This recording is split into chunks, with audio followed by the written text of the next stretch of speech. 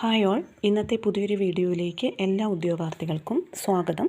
ഇന്നത്തെ വീഡിയോയിൽ നമ്മൾ പഠിക്കാൻ പോകുന്നത് നമ്മുടെ LDC എക്സാമിനും അതുപോലെ മറ്റു പല PSC എക്സാമുകൾക്കും നമുക്ക് ലോകചരിത്രം ഒരു പ്രധാന ഭാഗമാണ്.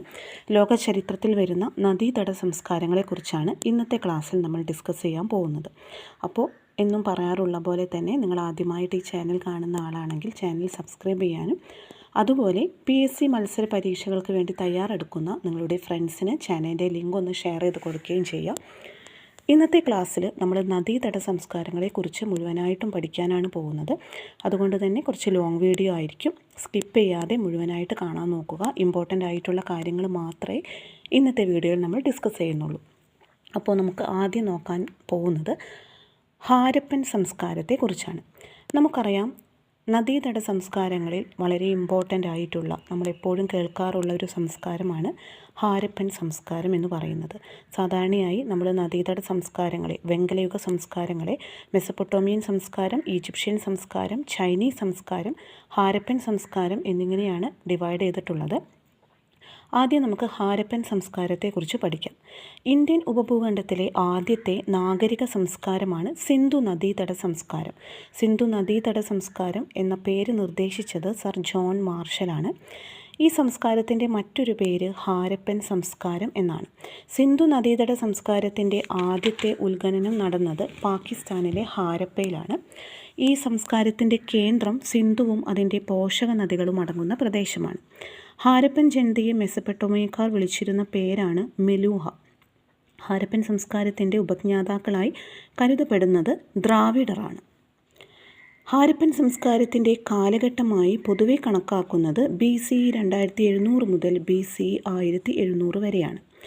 ഹാരപ്പൻ ഉത്ഖനനത്തിന് നേതൃത്വം നൽകിയ ഇന്ത്യൻ പുരാവസ്തു വകുപ്പിൻ്റെ തലവനാണ് സർ ജോൺ മാർഷൽ. ഹാരപ്പൻ സംസ്കാരം കണ്ടെത്തിയതായി ഔദ്യോഗികമായി പ്രഖ്യാപിച്ച വർഷം 1924 പ്രഖ്യാപിച്ചത് സർ ജോൺ മാർഷലാണ്. ആദ്യമായി ഹാരപ്പൻ പ്രദേശം സന്ദർശിച്ച് തകർന്ന നഗരത്തിൻ്റെ അവശിഷ്ടങ്ങൾ തിരിച്ചറിഞ്ഞ വ്യക്തിയാണ് ചാൾസ് മേസൺ. സിന്ധു നദീതട ജനത ആരാധിച്ചിരുന്ന മൃഗം കാള. സിന്ധു നദീതട ജനത ഇണക്കി വളർത്തിയിരുന്ന മൃഗം നായ. സിന്ധു നദീതട ജനതയ്ക്ക് അറിവില്ലാതിരുന്ന മൃഗം കുതിര. ഇന്ത്യൻ ഉപഭൂഖണ്ഡത്തിലെ ആദ്യ വെങ്കലയുഗ സംസ്കാരം സിന്ധു നദീതട സംസ്കാരം. സിന്ധു നദീതട നിവാസികൾക്ക് ചെമ്പ് കിട്ടിയിരുന്നത് രാജസ്ഥാനിലെ ഗേത്രി ഖനികളിൽ നിന്നായിരുന്നു. സ്വർണവും വെള്ളിയും കൂട്ടിക്കലർത്തി സിന്ധു നദീതട ജനത നിർമ്മിച്ചിരുന്ന ലോഹക്കൂട്ടായിരുന്നു ഇലക്ട്രം. സിന്ധു നദീതട ജനതയ്ക്ക് അജ്ഞാതമായിരുന്ന ലോഹം ഇരുമ്പായിരുന്നു. ആദ്യമായി കണ്ടെത്തിയ സിന്ധു നദീതട സംസ്കാര കേന്ദ്രം ഹാരപ്പ. രണ്ടാമതായി കണ്ടെത്തിയ സിന്ധു നദീതട സംസ്കാര കേന്ദ്രം മോഹൻജദാരോ.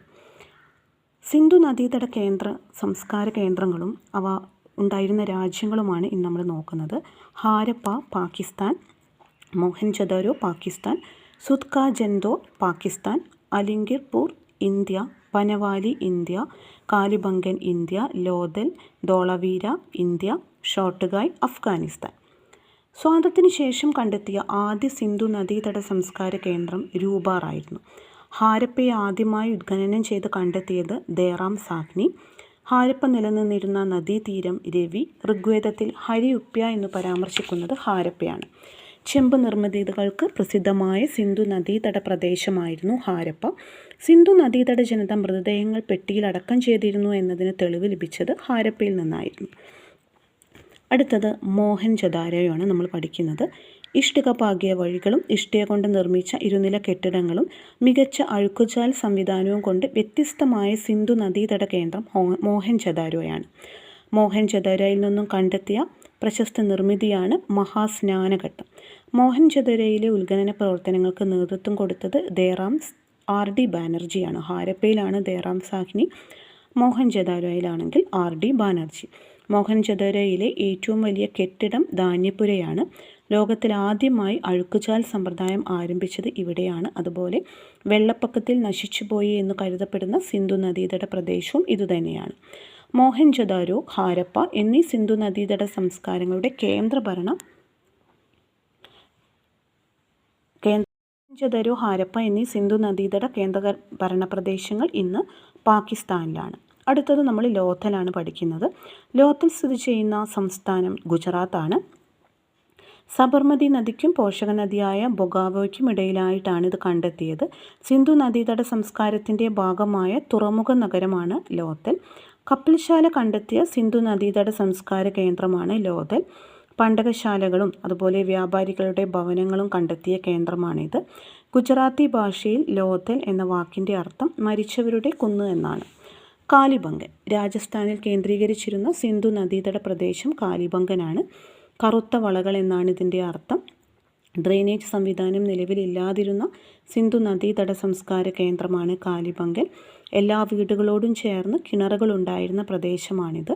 അതുപോലെ ഒട്ടകത്തിൻ്റെ ഫോസിലുകൾ കണ്ടെത്തിയ സിന്ധു നദീതട കേന്ദ്രമാണ്. ഉഴവുചാലിൻ്റെ തെളിവ് കിട്ടിയ സിന്ധു നദീതട കേന്ദ്രമാണ്. ചാൻഹുദാരോ പാകിസ്ഥാനിലെ സിന്ധ് പ്രവിശ്യയിൽ സ്ഥിതി ചെയ്യുന്ന സിന്ധു നദീതട സംസ്കാര കേന്ദ്രമാണ്. അതുപോലെ ഇമ്പോർട്ടൻ്റ് ആയ ഒരു പോയിൻ്റാണ്, മുത്ത് നിർമ്മാണത്തിന് പ്രസിദ്ധമായ ഹാരപ്പൻ നഗരമാണ്. രൂപാർ ഇന്ത്യ സ്വാതന്ത്ര്യമായതിനു ശേഷം കണ്ടെത്തിയ ആദ്യ സിന്ധു നദീതട കേന്ദ്രം ആണിത്. രൂപാർ സ്ഥിതി ചെയ്യുന്ന ഇന്ത്യൻ സംസ്ഥാനം പഞ്ചാബാണ്. രൂപാറിൽ ഉത്ഖനനത്തിന് നേതൃത്വം നൽകിയത് YD ശർമ്മയാണ്. പുരുഷനോടൊപ്പം സ്ത്രീയെയും അടക്കം ചെയ്തതിൻ്റെ തെളിവ് ലഭിച്ച കേന്ദ്രമാണ് ലോഥൽ. അതുപോലെ മനുഷ്യനോടൊപ്പം നായിയെയും അടക്കം ചെയ്തതിൻ്റെ തെളിവ് ലഭിച്ച കേന്ദ്രം രൂപാറാണ്. സുത്കാജൻദോർ ബലൂചിസ്ഥാനിലെ ദാഷ്ട് നദീതീരത്ത് നിലനിന്നിരുന്ന സിന്ധു നദീതട സംസ്കാര കേന്ദ്രമാണിത്. ധോളവീര ഗുജറാത്തിലെ റാൻ ഓഫ് കച്ചിൽ കണ്ടെത്തിയ സിന്ധു നദീതട സംസ്കാര കേന്ദ്രമാണ്. ഒരു ദ്വീപിൽ സ്ഥിതി ചെയ്യുന്ന കേന്ദ്രമാണിത്. ഹാരപ്പൻ ലിപിയിൽ എഴുതിയ ഒരു ചൂണ്ടുപലക കണ്ടെത്തിയ കേന്ദ്രമാണ്. അതുപോലെ തന്നെ ഏകീകൃത ജലസേചന സൗകര്യമുണ്ടായിരുന്ന ഒരു പ്രധാന നഗരമാണ് ധോളവീര.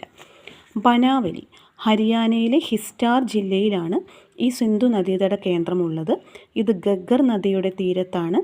ബാർലി കൃഷി ചെയ്തതിൻ്റെ തെളിവുകൾ നമുക്കിവിടെ നിന്ന് കാണാൻ പറ്റും. കോട്ദിജി പാകിസ്ഥാനിലെ സിന്ധിൽ സ്ഥിതി ചെയ്യുന്ന സിന്ധു നദീതട കേന്ദ്രം. ഇത് സ്ഥിതി ചെയ്യുന്ന നദീതീരം സിന്ധു ആണ്. ആദ്യകാല സിന്ധു നദീതട കേന്ദ്രത്തിൻ്റെ ഉദാഹരണമാണ് കോട്ദിജി. തീ പടർന്നതിനെ തുടർന്ന് നശിച്ചു പോയ ഹാരപ്പൻ നഗരമാണ് കോട്ദിജി എന്നറിയപ്പെടുന്നത്. പിന്നെ അതുപോലെ നമുക്ക് സിന്ധു നദീതട കേന്ദ്രങ്ങൾ അത് കണ്ടെത്തിയവർ ആരൊക്കെയാണെന്ന് കൂടി നോക്കാം. Harappa ദേറാം Sahni, Mohenjo-daro RD Banerjee, Chanhudaro NG Majumdar, Kalibangan A Ghosh, രൂപാർ YD Sharma, Lothal SR Rao, Dholavira JP Joshi, ബനാവലി RS Bisht. ഇതൊക്കെയാണ് സാധാരണ നമുക്ക് ഈ ഒരു നദീതട സംസ്കാരങ്ങൾ എന്ന ഭാഗത്തു നിന്നും ചോദിക്കാറുള്ള ഇമ്പോർട്ടൻ്റ് ആയിട്ടുള്ള കാര്യങ്ങൾ. അപ്പോൾ ഈ പറഞ്ഞ കാര്യങ്ങളെല്ലാം എല്ലാവരും നന്നായിട്ട് ഓർത്ത് വെക്കുക.